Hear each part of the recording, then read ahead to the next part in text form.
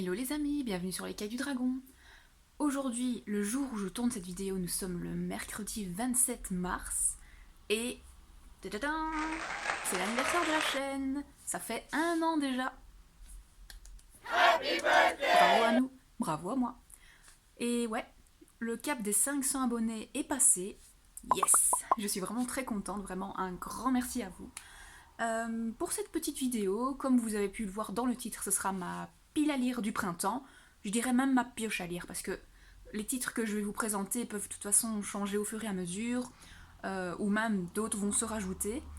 On va commencer cette vidéo. On va d'abord mettre le générique.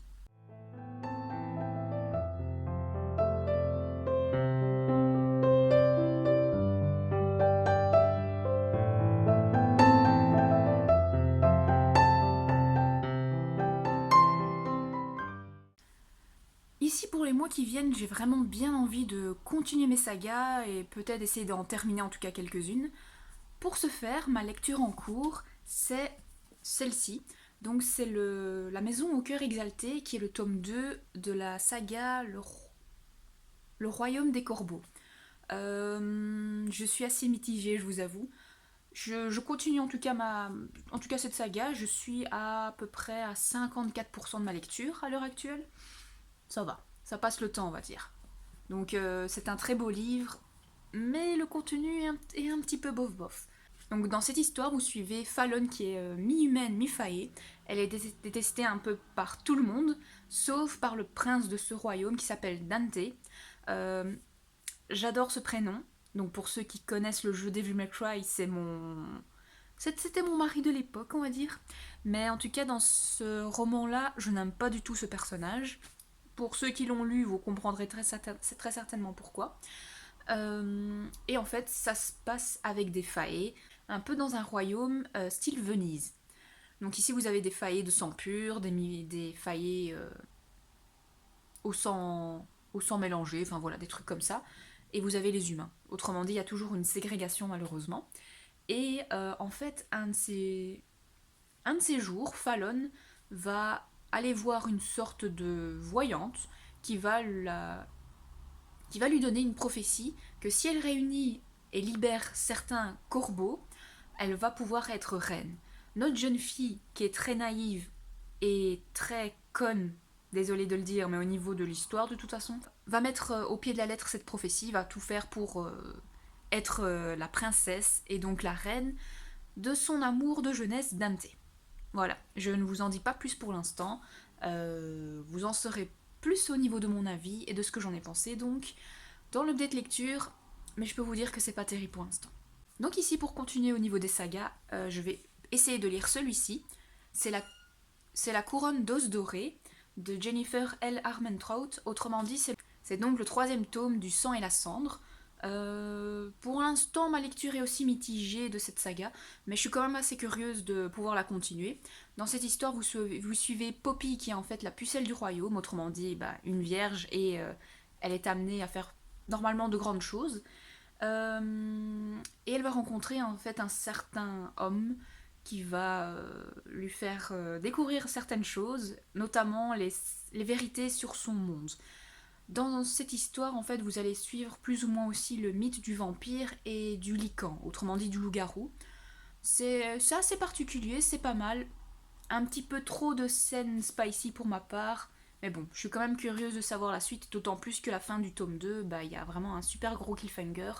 Donc voilà, j'ai envie de découvrir la suite. On continue avec les suites, et un que d'office je vais lire, peut-être durant ma semaine de vacances, parce que bon, c'est un énorme bébé.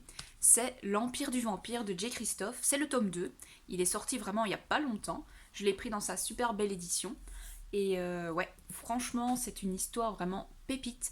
Ça a été mon coup de cœur, en tout cas le tome 1, donc j'espère que ça va être la même chose pour le tome 2. Vu que c'est une très grosse bricasse et que c'est vraiment de la fantaisie adulte, prenez le temps de... Prenez vraiment votre temps pour le lire, pour bien appréhender l'histoire. Dans cette aventure, en fait, vous suivez Gabriel de Leon, qui est un chevalier. La petite particularité de cette histoire, c'est que vous allez suivre différentes temporalités. Une des premières, ce sera à sa capture. Il sera en fait interviewé, on va dire, par un vampire. Et durant ce laps de temps, il va nous raconter son enfance jusqu'à plus ou moins arriver au moment présent. Donc voilà, vous allez vraiment suivre différentes temporalités, vous allez rencontrer différents personnages qui auront vraiment toute leur importance et c'est vraiment pas mal du tout. Le lien rouge de cette saga, c'est la recherche du Graal. Et c'est vraiment pas mal du tout. Il me tarde de pouvoir le lire, mais comme vous voyez, c'est quand même une très très grosse brique. Donc il faudra se poser pour le lire. Une autre suite de saga, mais que je ne possède pas encore pour l'instant, parce qu'elle sort à la fin de ce mois-ci, il me semble, ou fin avril. Je vous avoue que je sais plus au niveau de la date, mais il est déjà précommandé. C'est le tome 2 de L'Engrangement, ce qui permettra de clôturer cette saga en 2 tomes justement. Et dans cette histoire, vous allez suivre Sophie, qui est une horlogère, mais pas comme les autres, parce qu'elle a un certain pouvoir. Euh, dans ce monde, vous avez les Oralnima, qui sont en fait des sortes d'horloges parlantes, qui ont une sorte de personnalité. Donc c'est vraiment très très sympa. Vous allez suivre durant cette histoire une sorte d'intrigue à la cour, une sorte d'enquête policière. C'est vraiment pas mal du tout, avec un petit soupçon de romance. C'est une autrice française, ça a le mérite d'être cité. Donc c'est vraiment une très très très belle saga qui va se clôturer enfin. Une autre saga que je vais continuer, c'est le tome 2 de Five Crowns. Je pense qu'il sort à la fin de ce mois-ci. Il me tarde de pouvoir le continuer parce que comme vous savez, voilà, j'essaye d'enchaîner le plus vite possible maintenant mes sagas parce que je perds beaucoup d'éléments si je ne les enchaîne pas assez vite. Donc en fait dans cette aventure c'est de nouveau une histoire avec des failles, pour pas changer. Et c'est une fantaisie déjà un rien plus young adulte. Et c'était pas mal du tout.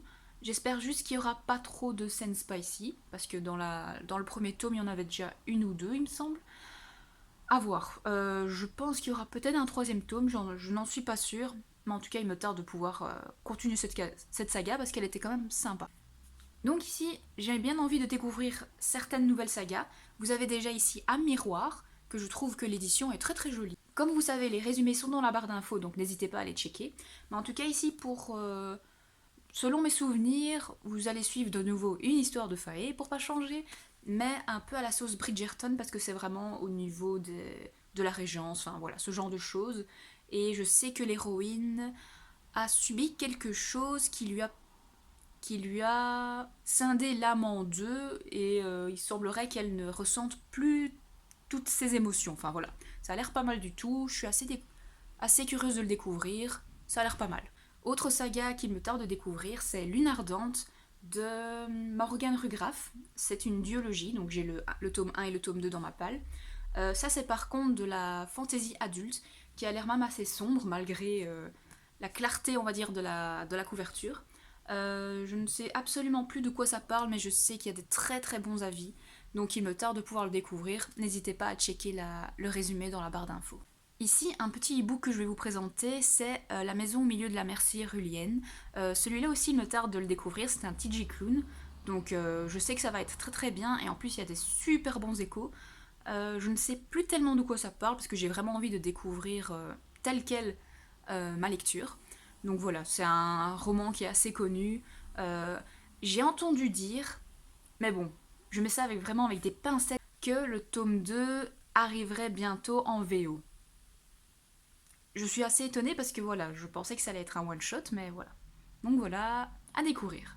Une autre saga que j'ai bien envie de m'acheter, c'est Luminaris, qui est sorti début mars. Au niveau déjà de la couverture, j'adore, ça a l'air vraiment très très sympa. Je sais que c'est une histoire où de nouveau il y a des épreuves et tout ça. Ça m'intéresse beaucoup. Je n'ai pas encore eu d'avis là-dessus. Mais voilà, j'ai bien envie de me faire le mien en tout cas. Et enfin, dernier livre que je vais vous présenter, que je ne possède pas, je ne sais pas encore si je vais le prendre en e-book ou en format livre, c'est l'encyclopédie féerique d'Emily Wilde. J'aime bien pour l'instant la couverture, c'est pas mal du tout, c'est assez cosy, et j'ai eu pas mal de bons échos. À voir si moi ça va me plaire ou pas, mais en tout cas, vous suivez dans cette aventure Emily Wilde, qui est en fait une chercheuse en tout ce qui est féerie, donc vous allez suivre en fait un peu son rapport scientifique dans cette histoire. ça a l'air pas mal. J'ai eu pas mal de bons échos, donc j'ai bien envie de me faire mon propre avis. Donc voilà, comme je vous ai dit, cette pioche à lire, cette pile à lire est vraiment hétéroclite. Elle risque de changer au fur et à mesure. C'est en tout cas toutes ces lectures que j'ai bien envie d'effectuer durant ce mois de mars, avril, jusqu'à juin à peu près. Donc voilà. Au niveau des commentaires, dites-moi quels sont vos livres que vous avez envie de découvrir pour ce printemps. Je serai présente samedi à Trolls et légendes. Si vous y allez, n'hésitez pas à me faire un petit coucou. En tout cas, je vous souhaite de très bonnes lectures et encore un grand merci pour vos abonnements, vos j'aime, vos partages, vos commentaires. C'est vraiment toujours un grand plaisir de vous lire. Donc n'hésitez pas.